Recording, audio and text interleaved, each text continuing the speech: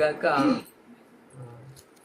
ప్రభుపేట అందరికి వందనాలు. ఇక్కడ మన చదువున లేఖనం చూస్తున్నట్లయితే ఇక్కడ అంటది కదా, బుద్ధి నిన్ను కాపాడును, వివేచన నీకు కావాలి కాయను. ఒక మనిషికి బుద్ధి కావాలి, వివేచన కూడా కావాలి.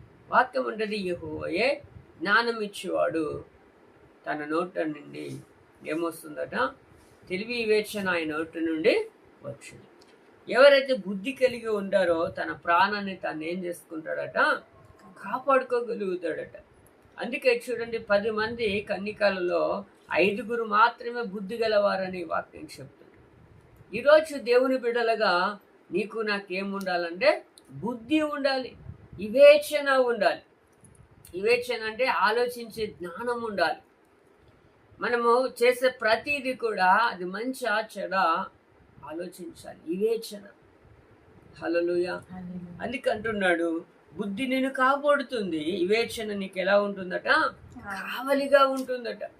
ఈరోజు ఆ బుద్ధి, ఆ వివేచన దేవుని బిడ్డలుగా మనం పొందుకోవాలి. హల్లెలూయా. ఎందుకంటే వాక్యం అంటుంది, దినములు చెదవి గనుక సమయమును పోనీయక సద్వినియోగము చేసుకో. అజ్ఞాని వలె కాక జ్ఞానం వలె నడుచుకో అంటాడు. ఎవరు నడుచుకోగలుగుతారు అంటే, ఎవరికైతే బుద్ధి ఉంటుందో, ఎవరికైతే వివేచన ఉంటుందో వాళ్ళు మాత్రమే దానిని చేసుకొనగలుగుతారు.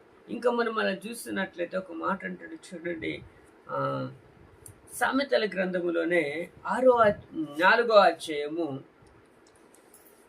6వ వచనంలో ఒక మాట అంటాడు చూడండి, జ్ఞానమును విడవక ఉండిన ఎడల అది నిన్ను కాపాడును, దాన్ని ప్రేమించిన ఎడల అది నిన్ను రక్షించును. చూడండి, వాక్యం చెప్తుంది, జ్ఞానమును విడవక ఉండిన ఎడల. జ్ఞానం అంటే ఎవరు అంటే యేసుక్రీస్తు అయి ఉన్నాడు. ఆ జ్ఞానాన్ని నువ్వు కలిగి ఉంటే అది నిన్ను విడవదు, అదేం చేస్తుంది, నిన్ను కాపాడుతుంది అంట. ఇంకేం చెప్తున్నాడు, దాన్ని ప్రేమించిన ఎడల అది నిన్నేం చేస్తుంది, రక్షిస్తుంది. ఎవరు రక్షిస్తారు అంటే జ్ఞానము కలిగిన దేవుడే. ఆ జ్ఞానమై ఆయన లూకా సువార్తలు అంటాడు, నిన్ను రక్షణ జ్ఞానమై ఉన్నానని.